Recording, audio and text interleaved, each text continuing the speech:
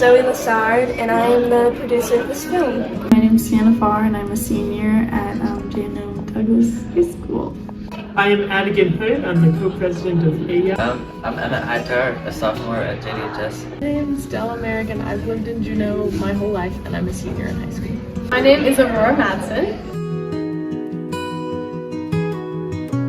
One time I went out with my neighbor and it was a super low tide, like an especially low tide, and I got to see starfish and sea urchins, and it was very cool. When I was a kid, my mom would wake me up on summer mornings and we would go down to the low tide just in front of my house, and I would get to look at the limpets and the sea stars and the sea cucumbers.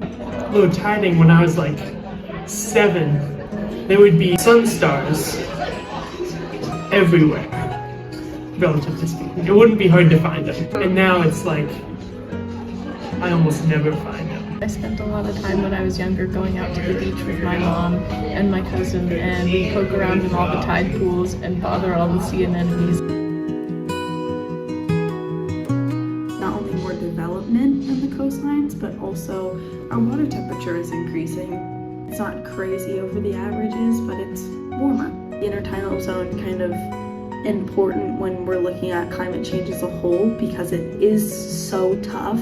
Like the species in there do have to deal with like being submerged or then not being submerged and being open and dry, and so they're very used to a changing environment. And so when the numbers of intertidal species start to decrease, that's when you can kind of be like, well, this is a big problem.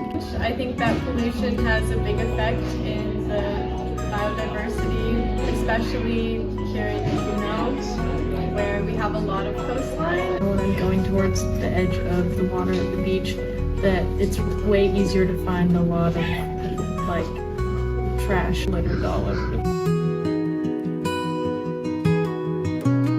Our coastline serves as both a really important ecological area with a lot of unique life. So we depend on it kind of as a community to support life. Marine life and wildlife in Juneau, Alaska, or anywhere is important, and we should make that a priority to protect. The intertidal zone is home to a lot of species that are very, very important to the indigenous people here. The natural benefits, just sustaining these ecosystems to keep a healthy planet.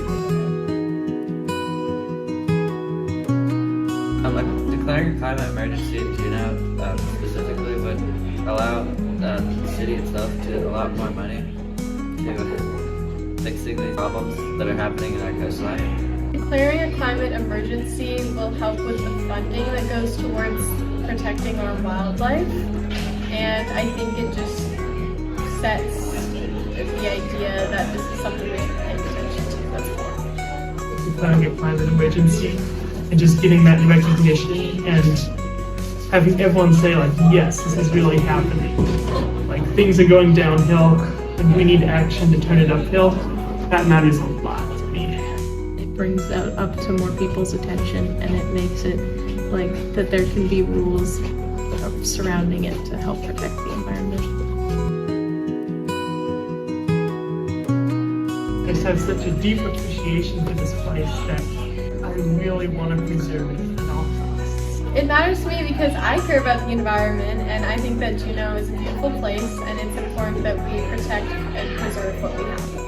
I just really love the environment I grew up in. I love the sea cucumbers and the sea stars and the limpets. I love putting on my extra tufts and getting muddy in the mornings. Alaska is beautiful and it needs to stay preserved because it's probably one of the last places in the United States that has areas that are truly untouched and truly intact.